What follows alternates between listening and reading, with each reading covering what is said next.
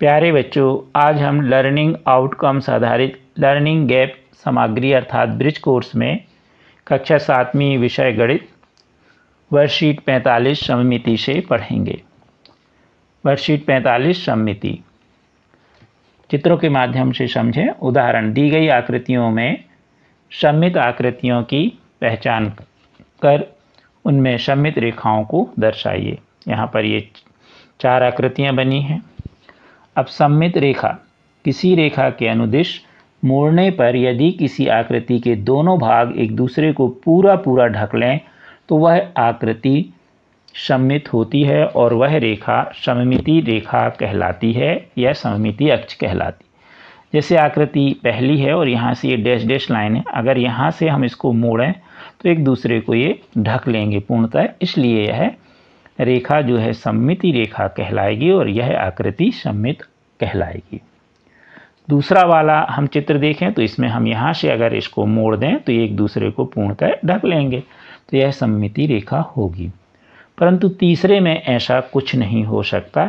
यदि हम ऐसी खड़ी रेखा खींचें चाहे आड़ी, लेकिन यह एक दूसरे को पूरा नहीं ढकेंगे, इसलिए यह सममित नहीं है।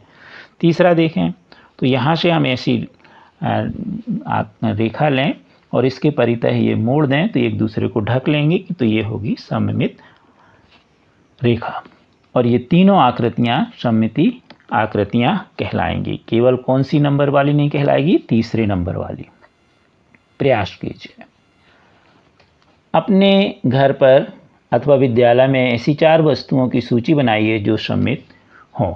तो टेबल का टॉप ले लीजिए, उसमें आप देखिए आयताकार रहता है, तो निश्चित उसमें आप अगर हम सरल रेखा खींचें तो वह एक दूसरे को बराबर भागों में काटती हैं। पुस्तक हो जाएगी, कमरे की दीवार हो जाएगी। इसे आपको शिक्षक बड़े आसानी से समझा देंगे कि किस प्रकार इसमें सममित अक्ष होगी, वह उसके 2 बराबर भागों में विभाजित करेगी।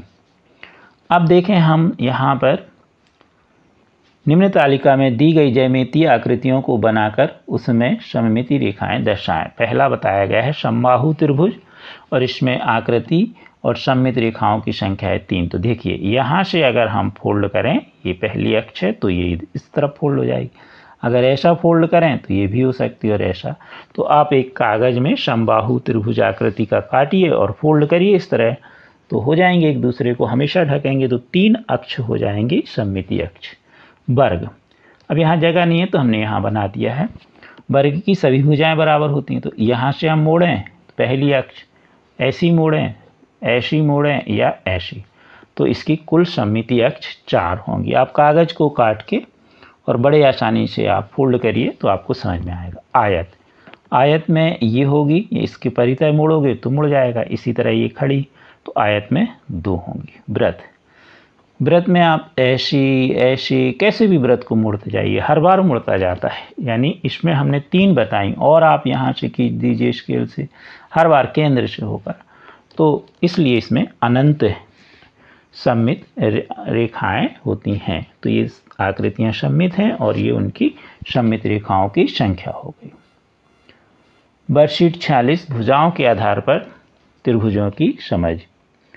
इसमें 3 त्रिभुज बने हैं। पहले त्रिभुज में तीनों भुजाएं बराबर हैं, अतः त्रिभुज ए समबाहु त्रिभुज होगा। दूसरे में 2 भुजाएं बराबर हैं, अतः है समद्विबाहु त्रिभुज होगा। तीसरे में कोई भी भुजा बराबर नहीं है, इसलिए यह विषमबाहु त्रिभुज होगा। यानी तीनों भुजाएं बराबर तो समबाहु, 2 बराबर तो समद्विबाहु और तीनों बराबर तो विषमबाहु। अब यहाँ पर त्रिभुज के माप के आधार पर त्रिभुज के नाम लिखिए। तो यहाँ देखें हम, ये त्रिभुज है, इसकी तीनों भुजाएं समान हैं 2-2 सेंटीमीटर, तो ये कौन सा कहलाए? समबाहु। दूसरे में देखें तो इसकी सभी भुजाएं अलग हैं, 3 सेंटीमीटर, 5 इंच, 3 इंच, 5 इंच और 7 इंच, सब अलग अलग हैं, तो इसलिए विषमबाहु। अगले में देखें तो इसमें 2 भुजाएं समान हैं, 3 फीट 3 फीट और 5 फीट, तो यह समद्विबाहु। अगले में देखें तो इसकी देखो ध्यान से 2 इंच 2 इंच और 3 इंच, 2 भुजाएं समान हैं, तो समद्विबाहु। अगले में देखें तो 4 फीट 4 फीट 4 फीट, तीनों भुजाएं बराबर हैं, तो समबाहु त्रिभुज। अगले में देखें तो इसमें 8, 9, 7 तीनों अलग अलग हैं, तो ये कौन सा होगा? विषमबाहु त्रिभुज। तो भुजाओं के आधार पे आप बड़े आसानी से बता सकते हैं विषमबाहु, समद्विबाहु या समबाहु। वर्कशीट 47 कोणों के आधार पर। अब यहाँ पर हम 3 आकृतियाँ हैं। पहली आकृति देखें, त्रिभुज एक जो है उसका प्रत्येक कोण 90 अंश से कम है। ये तीनों कोण 90 अंश से कम है। जिसके तीनों कोण 90 अंश से कम हो वह है न्यून कोण त्रिभुज। दूसरे में देखें, इसमें एक कोण 90 अंश का है, ये वाला। जिसका एक कोण 90 अंश का हो, समकोण हो, वह है समकोण त्रिभुज। दूसरा, जिसका एक कोण 90 अंश से अधिक हो, ये वाला देखिए 90 अंश से अधिक है, तो वह क्या कहलाएगा? अधिक कोण त्रिभुज। तो 3 प्रकार के हो गए, न्यून कोण, समकोण और अधिक कोण त्रिभुज कोणों के आधार पर। निम्नलिखित त्रिभुज की भुजाओं की माप एवं कोणों के माप, कोणों के प्रकार केवल देख करके आधार पर त्रिभुज के नामकरण करें। तो यहाँ पर हम देखें, नंबर 1, इस त्रिभुज में 2 भुजाएं बराबर हैं, अतः समद्विबाहु। भुजाओं के माप के आधार पर, साथ ही एक कोण 90 अंश भी है, तो यह समकोण भी होगा त्रिभुज, तो इसलिए इसका नाम हो जाएगा समद्विबाहु समकोण त्रिभुज। इसी प्रकार त्रिभुज 2 में देखें, 2 भुजाएं बराबर हैं 7-7 सेंटीमीटर। इसका त्रिभुज का एक कोण अधिक कोण है, ध्यान से देखिए ये वाला, इसे हम समद्विबाहु अधिक कोण त्रिभुज बोलेंगे। तो समद्विबाहु तो है और अधिक भी है, यानी 2-2 परिभाषाएं दोनों में लग रही है। अगला है, प्रयास कीजिए, सुमेल कीजिए। त्रिभुज की माप और त्रिभुज का प्रकार। समान लंबाई की तीनों भुजाएं हैं, जिस त्रिभुज की तीनों भुजाएं समान लंबाई की हों तो समबाहु त्रिभुज। समान लंबाई की 2 भुजाएं तो समद्विबाहु। अब इसमें समकोण शब्द नहीं लिखा है, लेकिन हम समद्विबाहु त्रिभुज कहेंगे, और समकोण भी है तो समकोण त्रिभुज भी कह देंगे। अगला, अलग अलग लंबाइयों की सभी भुजाएं अलग अलग हैं तो विषमबाहु।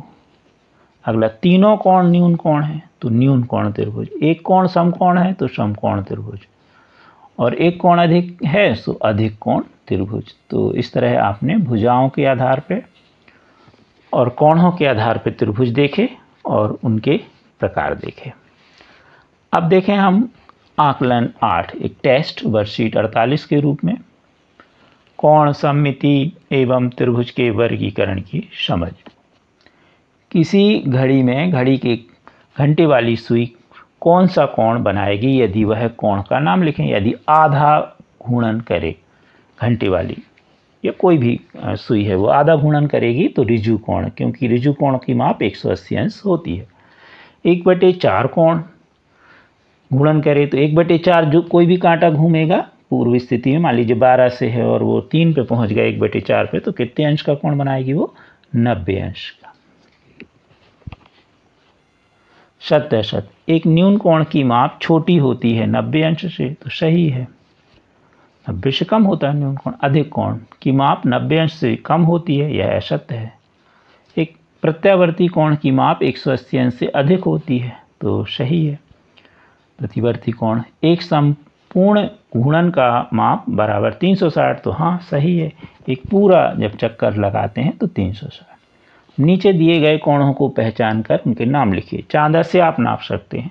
तो यह कोण 90 अंश से कम दिख रहा है आपको, नाप के भी देख लीजिए, तो न्यून कोण कहलाया। यह 90 अंश से ज़्यादा दिख रहा है, समकोण से ज़्यादा दिख रहा है, अधिक कोण। और ये वाला कोण कितने अंश का दिख रहा है आपको? 90 अंश का, इसलिए है समकोण। आप हमारे चैनल को शेयर सब्सक्राइब अवश्य कीजिए। Thank you.